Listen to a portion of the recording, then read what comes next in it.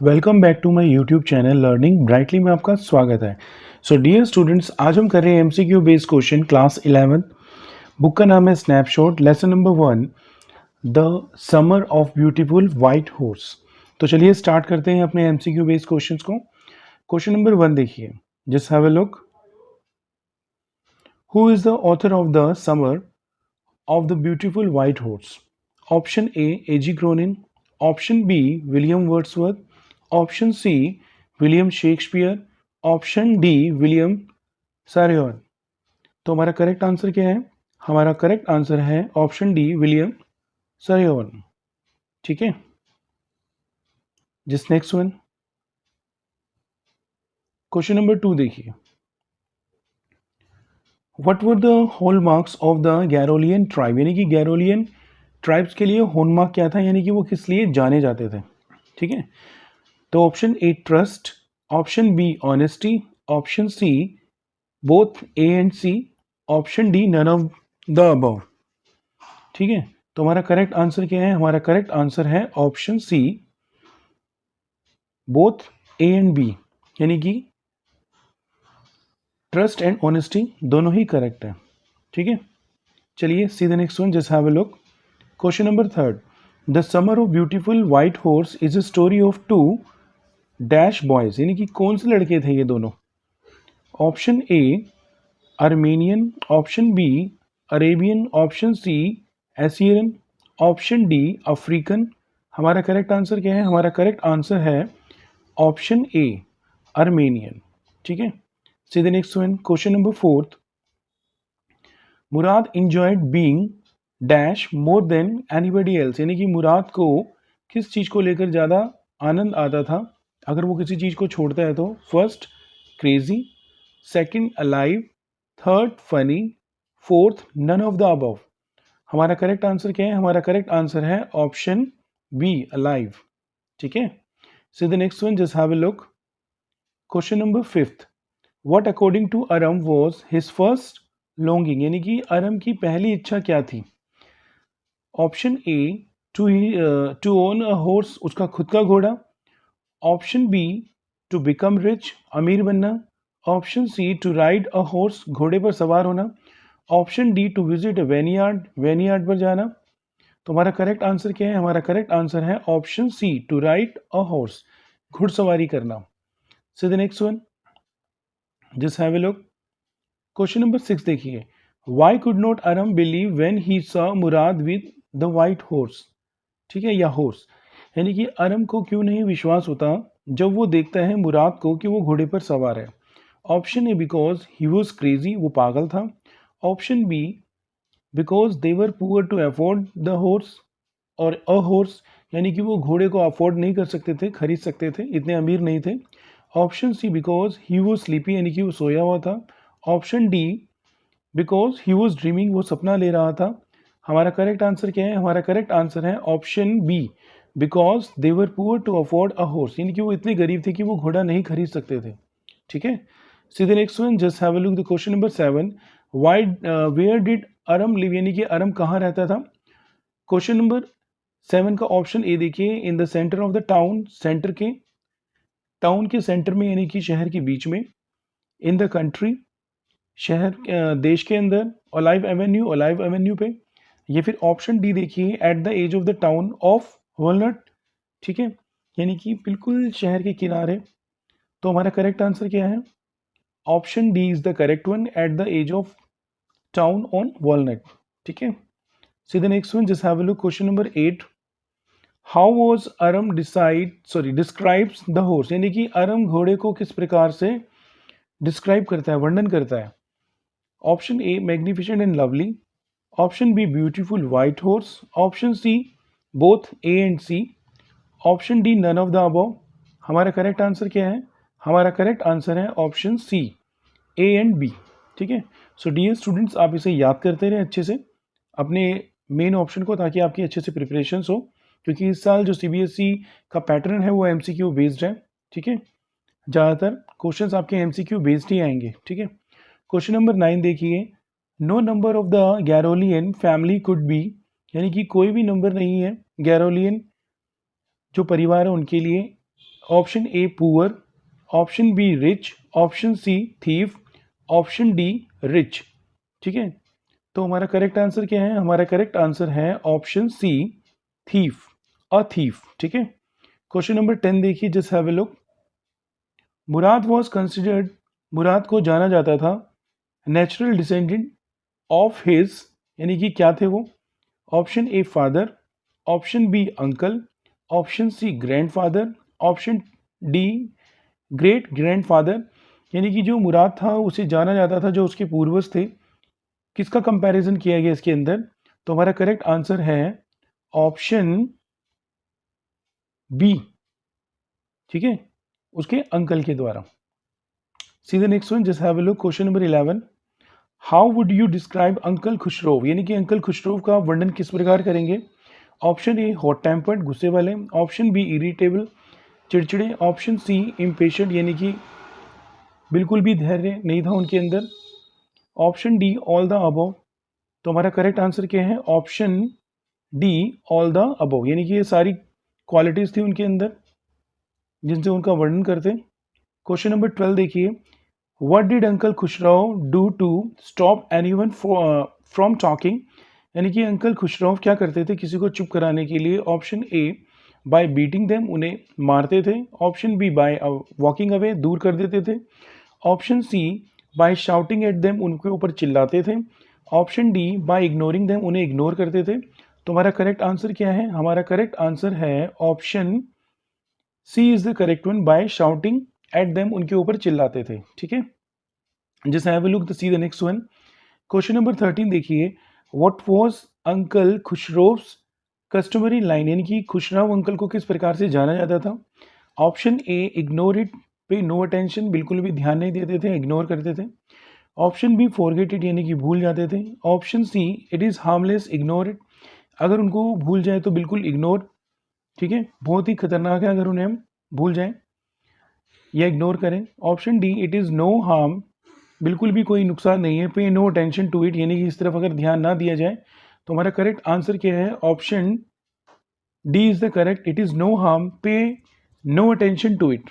ठीक है, see the next one, question number 14 देखिए, when Aram rode the horse alone, जब अरम ने अकेले घुड़सवारी की, it ran down the road to dash, वो कहाँ जाके कहाँ पहुंचता है, यानी कि गिर जाता है? Vineyard, option A irrigation ditch, option B C field, option D countryside. तो हमारा करेक्ट आंसर क्या है? हमारा करेक्ट आंसर है ऑप्शन ए वेनयार्ड। ठीक है, चलिए see the next one, just have a look. Question number 15, Mourad had been hiding the horse, Mourad घोड़े को कहाँ छुपा रहा था? ऑप्शन ए इन ए स्टेबल, अस्तबल में, option B in a barn of vineyard, यानी कि वेनयार्ड के बैरन, उस जगह पर, भूमि पर, at the secret place of his house, अपने घर के बिल्कुल गुप्त स्थान पर, या option D none of the above. तो हमारा करेक्ट आंसर क्या है? हमारा करेक्ट आंसर है option B in a barn of vineyard, यानी कि वेनयार्ड की बिल्कुल बंजर भूमि पर जहाँ पे कोई भी आता जाता नहीं था। ठीक है, क्वेश्चन नंबर 16 देखिए, what was the behaviour of the horse initially, यानी कि घोड़े का किस प्रकार का बिहेवियर होता है शुरुआत में? Option A it wanted to be train, यानी कि उसको ट्रेन करना था, option B it wanted to rest, उसे रेस्ट करना था, option C it wanted to run wild, यानी कि वो दौड़ना चाहता था जंगल में, option D all the above, यानी कि सारे थे। हमारा करेक्ट आंसर क्या है? हमारा करेक्ट आंसर है option C it wanted to run wild, यानी कि वो जंगल में दौड़ना चाहता था। See the next one, question number 17, what sort of an understanding did Mourad mention with the white horse, यानी कि किस प्रकार की अंडरस्टैंडिंग मुराद कहता है कि घोड़ा समझता है? First A mature mature, B simple and honest simple and honest, C complicated complicated, या डी डिफिकल्ट बहुत ही कठिन। तो हमारा करेक्ट आंसर क्या है? हमारा करेक्ट आंसर है option B simple and honest. ठीक है, साधारण और ईमानदार। क्वेश्चन नंबर 18 देखिए, John Byro learn to speak Armenian out, उन्होंने अर्मेनियन किस वजह से सीखी थी? नेसेसिटी, उन्हें ज़रूरत थी। फन, मजाक के लिए। ईगरनेस, उत्सुकता से। लोनलीनेस, या वो अकेले थे। तो हमारा करेक्ट आंसर क्या है 18 का? हमारा करेक्ट आंसर है डी, लोनलीनेस, वो अकेले थे। ठीक है, see the next one. Question number 19, who was the true knower of the horse, यानी कि कौन जानता था घोड़े को अच्छे से? ठीक है, option A John Byro, option B Fetvajian, option C Tikran Halabian, या ऑप्शन डी जोराब। तुम्हारा करेक्ट आंसर क्या है? हमारा करेक्ट आंसर है ऑप्शन ए जॉन बायरो। ठीक है, next one, question number 20, for how long did Murad have horse, यानी कि मुराद के पास कितने समय तक ये घोड़ा होता है? Before Aram got to know about it, यानी कि जब तक कि अरम को पता लगे, यानी कि अरम के पता लगने से पहले उसके पास कब से घोड़ा था? ऑप्शन ए 1 डे, 1 दिन। Option B 1 year. Option C 1 month. Option D 1 week.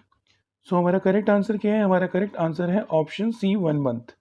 ठीक है, सी द नेक्स्ट वन, 21, 21वां क्वेश्चन देखिए। At what time did Aram and Mourad ride the horse, यानी कि वो घुड़सवारी किस समय करते थे? Option A late night. Option B early morning. Option C evening. Option D afternoon hours. तुम्हारा करेक्ट आंसर क्या है? हमारा करेक्ट आंसर है ऑप्शन बी अर्ली मॉर्निंग, सुबह जल्दी उठ के करते थे। ठीक है, so the next one, just have a look, question number 22, I have a way with farmers, यानी कि मेरे पास रास्ता है। ठीक है, किसानों को लेकर कहते हैं इस क्वेश्चन को लेकर। Who says it to him, यानी कि who says it to whom, यानी कि वो किसको कहता है ये लाइनें? फर्स्ट, अरम टू मुराद, अरम ने मुराद को कहा। Option B Mourad to John Byro, John Byro को कहता है Mourad. Option C Aram to John Byro, Aram John Byro को कहता है। या option D Mourad to Aram, यानी कि मुराद अरम को कहता है। तो हमारा करेक्ट आंसर क्या है? हमारा करेक्ट आंसर है ऑप्शन डी मुराद टू अरम। ठीक है, 23rd देखिए। जॉन बायरो सेड अ सस्पिशियस मैन, यानी कि वो कहता है कि कोई शकी व्यक्ति वुड बिलीव, यानी कि वो विश्वास करेगा, his eyes instead of his heart, यानी कि अपने आंखों को सोचने की बजाय, यानी कि अपने आंखों पर भरोसा करने की बजाय दिल से, what does it tell about him, यानी कि वो क्या बताना चाहता है? फर्स्ट, ही बिलीव, एक मिनट रुकिए, यस, कहते हैं कि he believe in the honesty of the Garoghlanian family, यानी कि गैरोलियन फैमिली पर विश्वास करना, उनकी ईमानदारी को लेकर। ठीक है, या फिर बी, ही वॉज इम्प्रैक्टिकल, वो प्रैक्टिकल नहीं था। ही वॉज फुलिश, वो मूर्ख था। या फिर नन ऑफ द अबव। तो हमारा करेक्ट आंसर क्या है? हमारा करेक्ट आंसर है option A, he believed in the honesty of Garoghlanian family, यानी कि वो बेझिझक होकर, यानी कि उसको अपनी आंखों पर भरोसा नहीं है, बस दिल से सोचेगा कि हाँ भाई गैरोलियन ईमानदारी के लिए जाने जाते हैं। ठीक है, so the next one, just have a look, question number 24, why did the horse owner refuse to believe that the boys had stolen his horse, यानी कि जो घोड़े का मालिक था वो ये बात को लेकर बिल्कुल भी विश्वास करने को तैयार नहीं था कि हाँ भाई बच्चों ने घोड़ा चोरी किया है। तो रीजंस देखिए। First, because he did not examine the horse carefully, उसने ध्यान नहीं दिया घोड़े की तरफ। या because their family was known for honesty, उनका परिवार जाना जाता था ईमानदारी के लिए। या फिर C, because he had found his horse elsewhere, उसे कहीं मिला था उसका घोड़ा। ठीक है, या फिर ऑप्शन डी देखिए, because his horse had a twin, यानी कि उसका हॉर्स,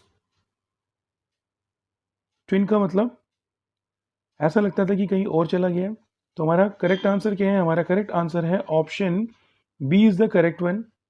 ठीक है, because their family was known for honesty, उनका परिवार जाना जाता था ईमानदारी के लिए।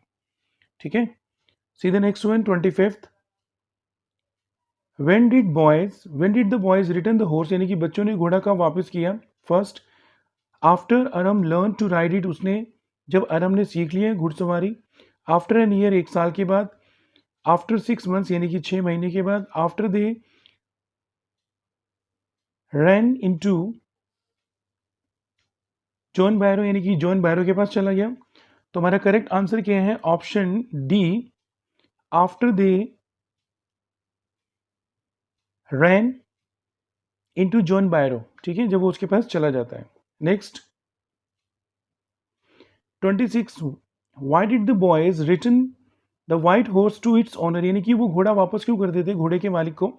Option A, because they were consign stricken, उनकी अंतरात्मा जाग गई थी। बिकॉज दे वर अफ्रेड, वो डर गए थे। Because they were found it difficult to hide and horse, hide the horse यानी कि वो घोड़े को छुपा नहीं सकते थे।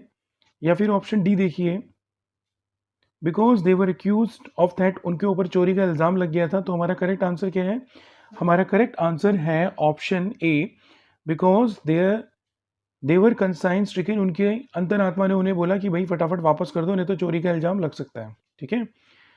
27 देखिए, after the horse was stolen and return it became, यानी कि घोड़ा चोरी करने के बाद जब वापस दिया गया तो वो क्या हो गया था। ऑप्शन ए रफर, option B sick and ill, option C होना चाहिए था इधर, इन्होंने बी कर दिया। ठीक है, अच्छा इन्होंने ए दे रखा है, फिर ए के बाद इन्होंने बी, कोई बात नहीं, हम इसे बी मानेंगे। ठीक है, फिर ऑप्शन सी देखिए, स्ट्रॉन्गर एंड बेटर टेम्पर्ड, या ऑप्शन आपका डी क्या है, ए एंड सी बोथ, इसे आप डी लिख सकते हैं। ठीक है, तो हमारा करेक्ट आंसर क्या है 27 का, option C is the correct one, यानी कि इसे आप ऑप्शन सी मानेंगे। ठीक है, क्या हो गया था वो, स्ट्रॉन्गर एंड बेटर टेम्पर्ड, बहुत अच्छा हो गया था और शक्तिशाली हो गया था। क्वेश्चन नंबर 28 देखिए, quiet man quiet your horse has been returned, who said this, किसने कहा था ये, मुराद ने, अरम ने, अंकल खुशरो ने, या फिर not mention in the story, ये किसने कहा था 28 का आंसर, question C, sorry option C is the correct one, uncle Khosrove ने कहा था। 29 देखिए, who is the narrator of the story, यानी कि कहानी किसने सुनाई है, the summer of the beautiful white horse. ठीक है, फर्स्ट विलियम सारियान ने, ऑप्शन बी अरम ने, ऑप्शन सी जॉन बायरो ने, ऑप्शन डी मुराद ने। तो हमारा करेक्ट आंसर क्या है, 29 का है correct answer, option B is the correct, Aram ने कहा था। 30 देखिए, what idea theme does the summer of a beautiful white horse entails, यानी कि ये क्या आइडिया या क्या थीम बताता है, शीर्षक। फर्स्ट ऑनेस्टी, बी ऑनर सम्मान, C trust, D all the above. So see the correct one, correct answer क्या है, option D is the correct one, all the above. So dear students, ये हो गया आपके MCQ based question lesson number 1 snapshot. ठीक है, lesson का नाम तो आपको मैंने बता ही दिया already, the summer of a beautiful white horse. So I hope कि आपको ये सारे आंसर्स अच्छे से क्लियर हो गए। अगर आपको क्लियर हो गया तो प्लीज़ वीडियो को लाइक करें, चैनल को सब्सक्राइब करें और सबको शेयर करें, और अपने बोर्ड के एग्जाम्स के लिए भी प्रिपेयर करें। ठीक है, इस बार सीबीएसई का पैटर्न था MCQ based question. So thank you so much for listening to me attentively and carefully, and have a nice day. See you in the next video. Till then, goodbye.